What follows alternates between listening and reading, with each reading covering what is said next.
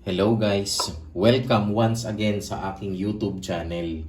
Okay? Ngayon, ang gagawin natin ay saba dessert mga kaibigan. Ang ingredients natin ay saba, saging na saba. Meron tayong 6 pieces na cupcakes mga kaibigan. Tapos meron tayong sugar, 1.5 cup. 3 tablespoons ng cornstarch. We have powdered milk. At syempre, yung ating menu magic gulaman na clear mga kaibigan.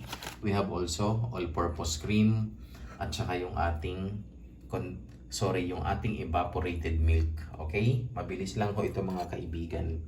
Ngayon, magpe-prepare tayo. Maglalagay tayo ng ating cupcake. Tapos, ang gagawin natin sa ating cupcake, dudurugin lang natin.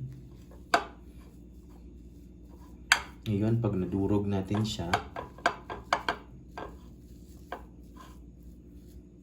ito kasi yung magsiserve na pinakailalim ng ating gagawin na saba dessert.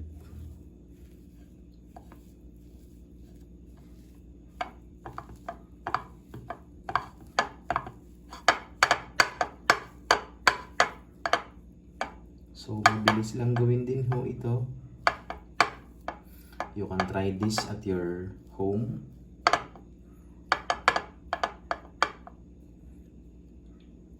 This will serve as your saba dessert, mga kaibigan. So, ngayon, isi-set aside natin to.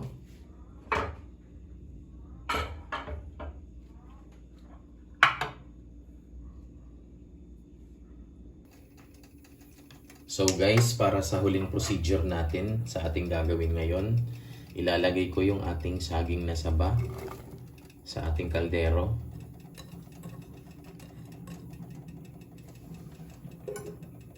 Tapos maglalagay tayo ng konting tubig lang para syempre maluto. And then of course, we will add konting cornstarch lang mga kaibigan.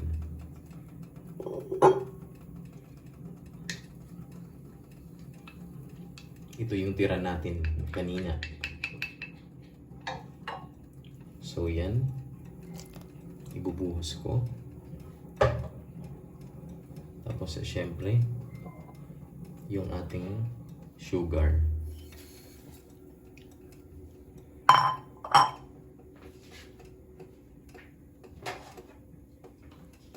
Tapos syempre, hahaluin natin hanggang sa maluto.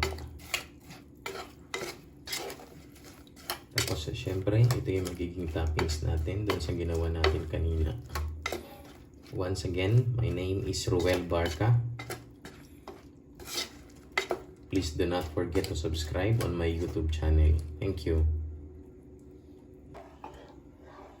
So guys, dapat continuous yung paghahalo nito kasi otherwise mamumuo siya. So, stir lang natin ng stir. Haluin natin ng haluin hanggang sa kumulo. Tapos pag kumulo, pwede na natin ibuhos doon sa ating mga pan. So, continuous lang yung paghahalo.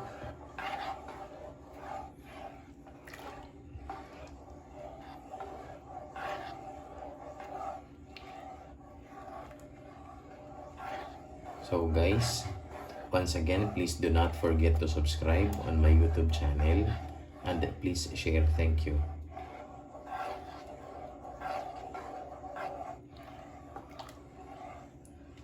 Guys, kumulo na yung ating mixture. Ngayon, ibubuhos ko na dito sa ating pan.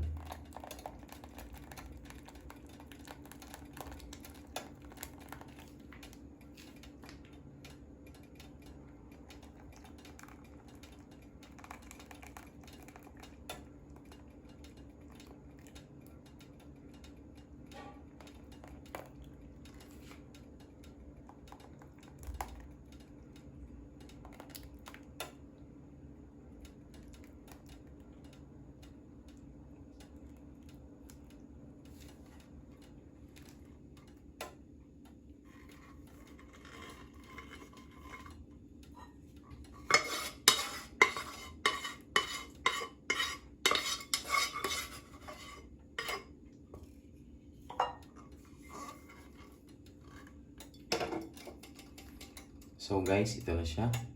Hahayaan lang natin ito na lumamig. Okay? So guys, ito na. Luto na yung ating saging na saba.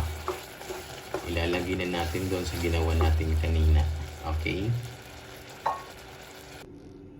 So guys, ito na. Ito na yung ating saging na saba. This will serve as our toppings.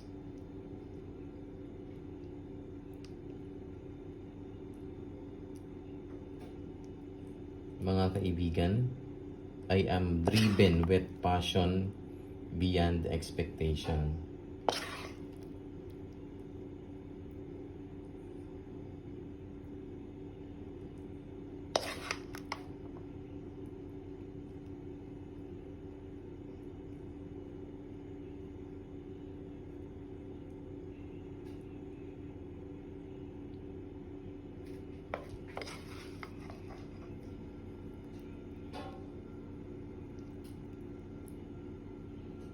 Mga kaibigan, sakto lang ho ang tamis nito. This is not so sweet, tamang-tama lang. Kasi alam naman natin na ang madami ay hindi rin maganda. Ang sobra ay hindi rin maganda. Dapat tama lang.